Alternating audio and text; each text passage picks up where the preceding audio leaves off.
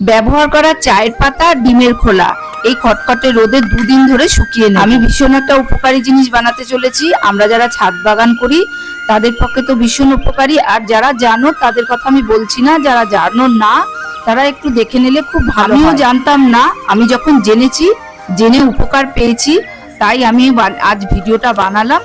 তো তোমরা দেখতে থাকো। চায়ের পাতাটা গুঁড়ো হয়ে গেছে, এবার ডিমের খোলাটাও ভালো করে পাউডারের মতন গুঁড়ো করে। এবার যেটা নেব শুকনো নিম পাতার গুঁড়ো আর মাটি, কৌটো করে ভরে রেখে দিয়েছিলাম সেটাই নেব।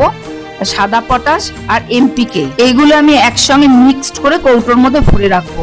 তারপরে প্রয়োজন মতন গাছে ব্যবহার করব। তৈরি হয়ে গেল শুকনো কম্পোস্ট, আর এটা ভীষণ একটা উপকারী কম্পোস্ট, গাছকে তাড়াতাড়ি করে বাড়তে সাহায্য করে আর পুষ্টিকর করে তোলে গাছকে। এই শুকনো কম্পোস্ট দিয়ে কিন্তু গাছে জল দেওয়া যাবে না। এই শুকনো কম্পোস্টটা যখন মাটিতে দেবো, গাছ যতটুকুনি ওর প্রয়োজন ততটুকুনি নিয়ে ও বেড়ে উঠবে।